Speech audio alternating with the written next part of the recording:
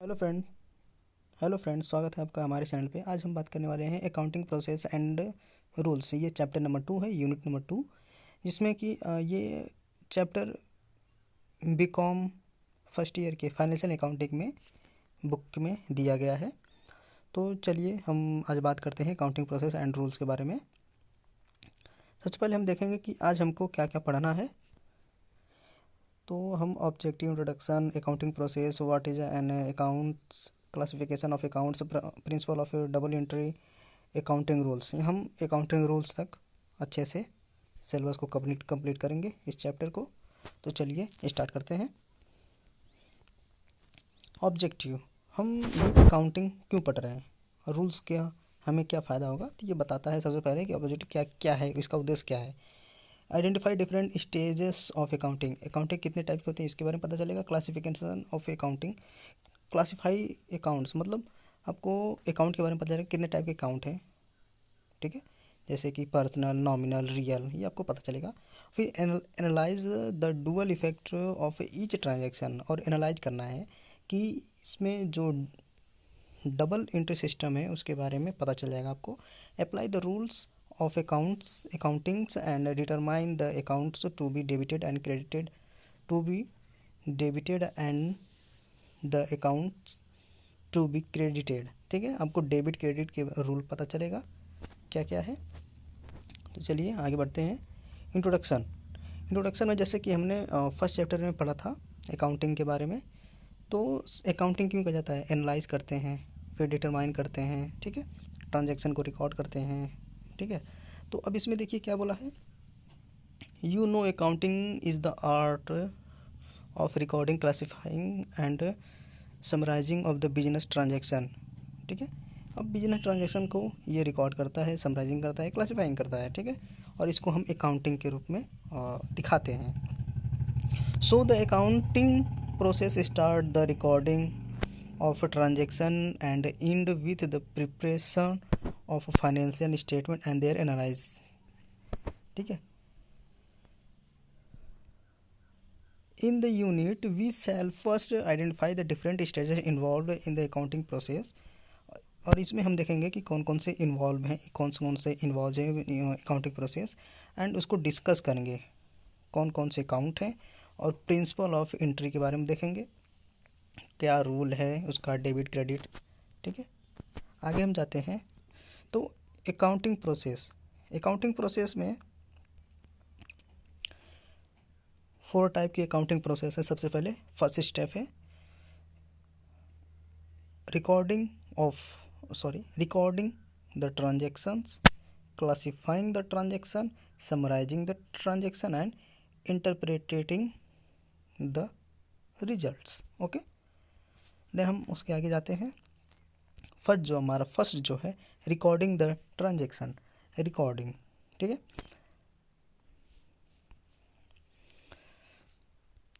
The accounting process being the recording of transaction in the books, original entry record करते हैं।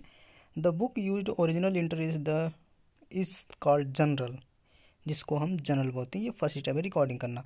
Business transaction are recorded in journal as and when they occur in order of the dates, ठीक है। इसमें और आगे देखते हैं, you will learn the method of recording a transaction in the general in unit 5। हम यूनिट 5 में देखेंगे क्या क्या इसको रिकॉर्डिंग किया गया है, ठीक है। Entire in the general R made on basics various voucher and cash memos, invoices, receipt. Recording देखिए रिकॉर्ड कैसे करते हैं हम, वाउचर को, जैसे कैश मेमो हुआ, इनवॉइस हुआ, रिसिप्ट हुआ, ठीक है, इसको हम रिकॉर्ड करेंगे तो हमको पता चलेगा कि हाँ क्या क्या ट्रांजेक्शन किया गया है।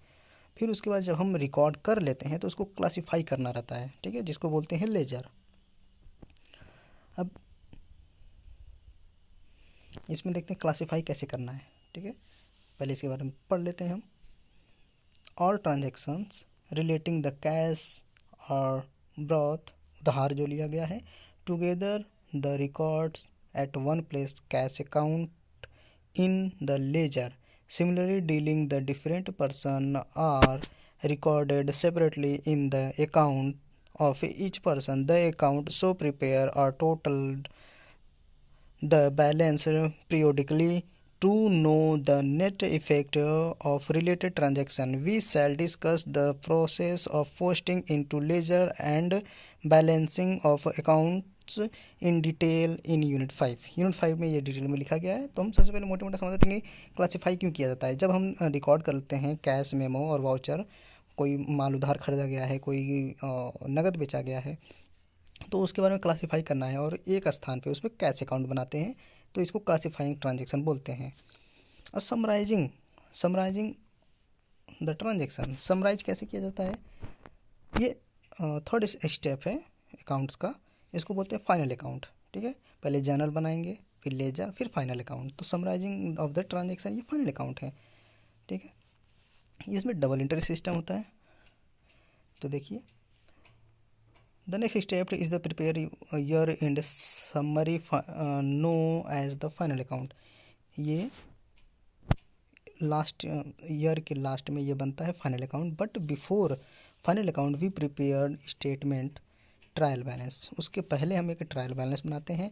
टेस्ट द अर्थमेटिकल एक्यूरेसी, इसको टेस्ट करने के लिए कि हमने जो डाटा डाला है वो सही है कि नहीं है।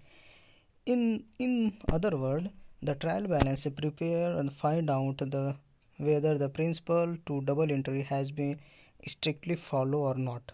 डबल एंट्री सिस्टम को इसने फॉलो किया है कि नहीं फॉलो किया है, while recording of the transaction के द्वारा जो रिकॉर्ड किया गया है। फिर उसके बाद then with the help of the trial balance and some other relevant information prepare final account. ठीक है, ट्रायल बैलेंस को देखते हैं, फिर उसके बाद सम अदर रिलेवेंट अगर कोई इन्फॉर्मेशन रहती है तो उसको फाइनल अकाउंट में हम बनाते हैं। ठीक है, objective of preparing the final account, इसका ऑब्जेक्टिव क्या है फाइनल अकाउंट का। ऑब्जेक्टिव ये है कि know as a net result business activity है, हमको नेट रिजल्ट पता चलता है बिजनेस एक्टिविटी का। Okay, to know the final position of the business, और इससे पता चलता है कि हमारे बिजनेस का फाइनेंशियल पोजीशन क्या है, किस स्तर पर हमारा बिजनेस है। Okay, the final account consistent of the income consist of an income statement called trading and profits and loss and the position statement called balance sheet. Okay, final account में ये तीनों दिखा जाता है। फिर उसके बाद हम देखते हैं कि इंटरप्रेटिंग द रिजल्ट्स।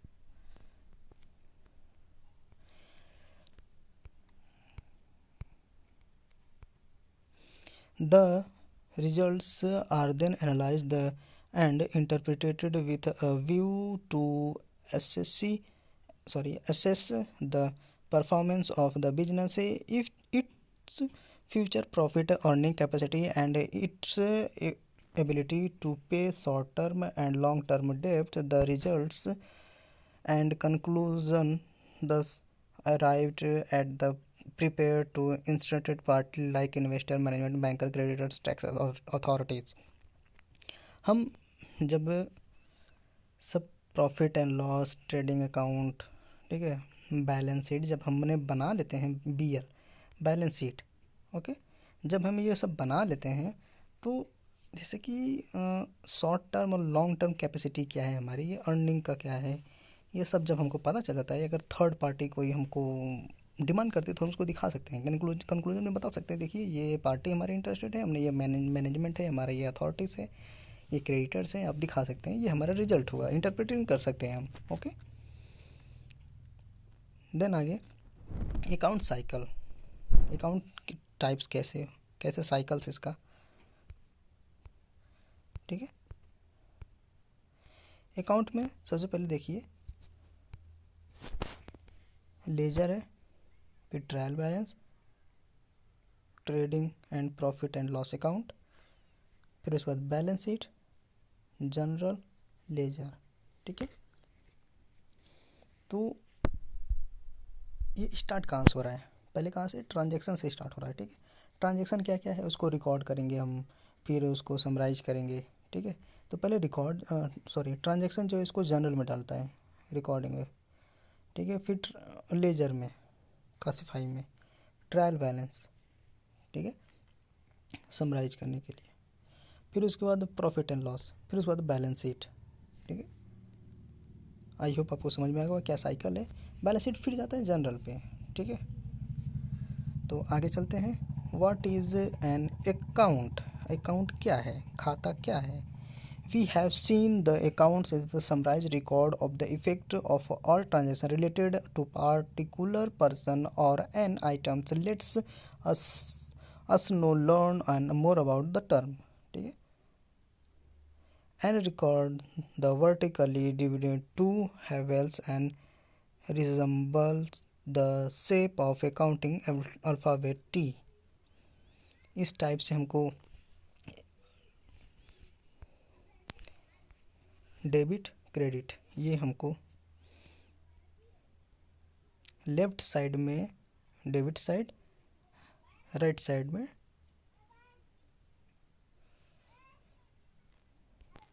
हम राइट साइड में क्रेडिट साइड लिखते हैं। ओके, देख लेते हैं। The left hand side the called debit side and it's indicate the by writing debit observation for debit on the left hand top corner of the account. Okay, the right hand side is known as the credit side, indicate writing CR, DR and CR। Okay, ये एक corner पे लिखा जाता है। ठीक है, जैसे इस कॉर्नर पे हम लिखते हैं डेबिट और इस कॉर्नर पे लिखते हैं क्रेडिट। सॉरी, इस कॉर्नर पे लिखते हैं डेबिट और इस कॉर्नर पे लिखते हैं क्रेडिट। ओके, देन हम आगे बढ़ते हैं। Classification of account, types of account. Classification of accounts. All business transactions broadly be classified into three categories: those related to person, those related to party assessed, जिसको assessed property, sorry party नहीं properties assessed, and third है those related to income and expenses. Hence they become necessary to keep the account for each person, each assessed, each item of income and expenses. Three three classes of accounts are maintained for record all business transactions. They are, हमको अब देखिए account कितने types के होते हैं। ठीक है, accounts हमारे personal account, real account, nominal account. ठीक है, real and nominal account taken together are called impersonal account. Okay, real और नॉमिनल मिलके दोनों ये इम्पर्सनल कॉल्ड भी कहलाते हैं। लेकिन फर्स्ट जो है पर्सनल, दूसरा रियल, तीसरा नॉमिनल अकाउंट। ओके, फर्स्ट जो पर्सनल अकाउंट है, accounts which show dealing the person are called personal account. जो पर्सन डील करता है वो पर्सनल अकाउंट कहलाता है। Such dealing and related credit purchase of goods और क्रेडिट सेल्स और loan taken etc. A separate account keep the name of each person recording benefit received from given of the person course dealing him. Examples: Krishna account, Gopal's account, loans from Ratanlal account etc. Personal account also included the name of an institution or company called artificial person such as Indian bank account, Nagarjuna Finance Limited account, the Andhra Pradesh paper mills limited account. Personal account क्या होता है? उस person का नाम होता है जिस वहाँ पर वो पर्सनल अकाउंट होता है, चाहे वो आर्टिफिशियल पर्सन हो, वो पर्सनल अकाउंट में आता है। ओके, फिर पर्सनल अकाउंट में देखिए क्या क्या अकाउंट्स आते हैं। द अकाउंट्स विच रिप्रेजेंट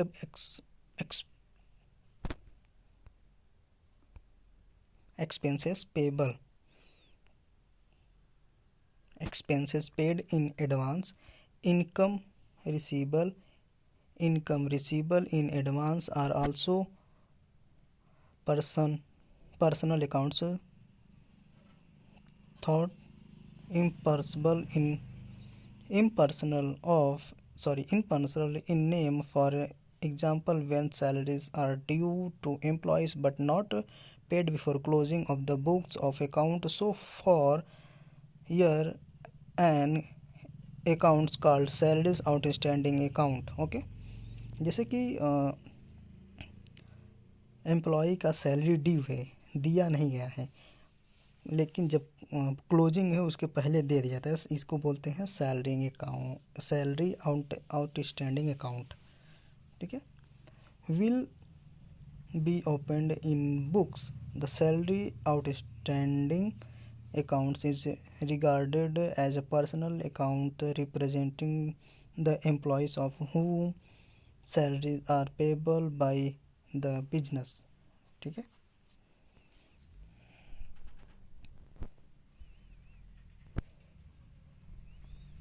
आगे हम देखते हैं रियल अकाउंट क्या होता है। Real account is related to properties and asset.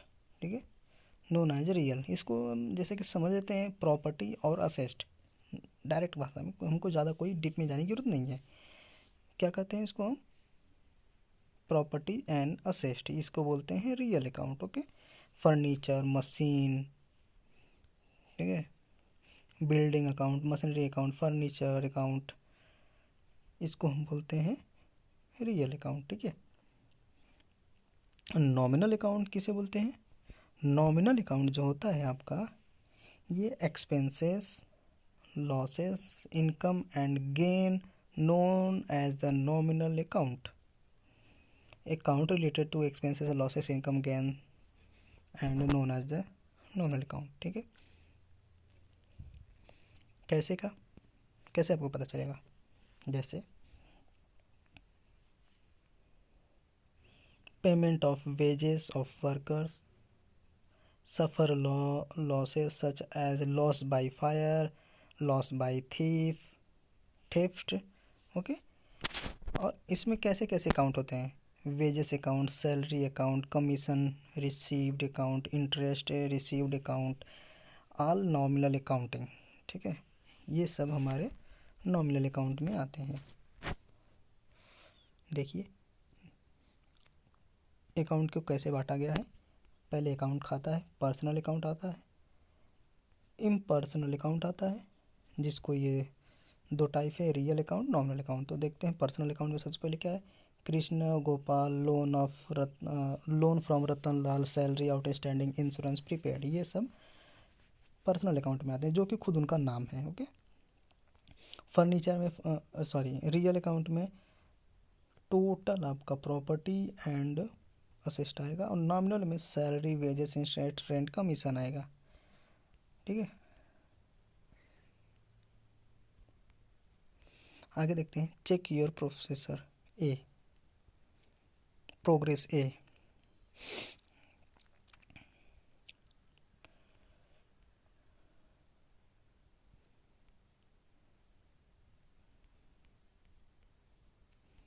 Principal of double entry.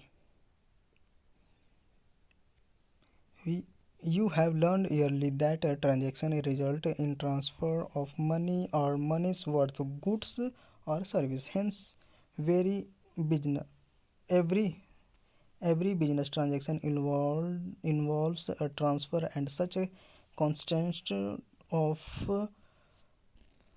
two aspect, the receiving aspect and giving aspect. It is necessary। देख लीजिए, जो इसमें the receiving expect and giving expect, ये necessary है double entry system में। Okay,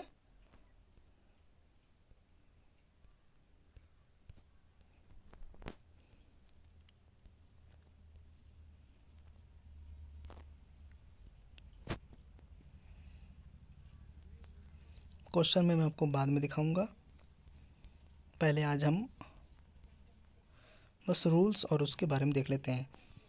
Accounting rules, we have already seen that every transaction affect two accounts and his effect will have to be entered in both of them, debit side in one account and one of credit side on other account. ठीक है, तो आगे हम थोड़ा देखते हैं. For personal accounts, the accounts of the person receiving the benefit, receiver जो receiver है of the transaction from business और is debit of the account in the person. Debit the receiver, credit the giver, ये personal account का हो गया. ठीक है. When is asset is coming in business, asset is debit and going out of business accounts are credit, ये real account का हुआ. और नॉमिनल अकाउंट्स का देखते हैं. Expenses and losses is debit and income and gain this is credit. Okay.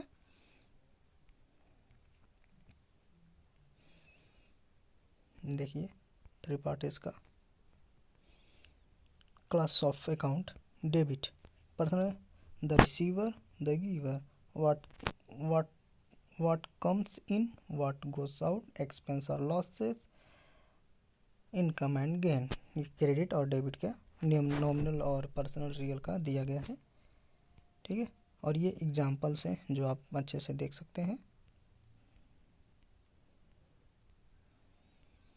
ठीक है. तो मैं आपको ये अकाउंट का आज ये दिखा देता हूँ. फर्स्ट वाला जो आपको मिलेगा, paid cash to Ramesh and company's ₹5,000.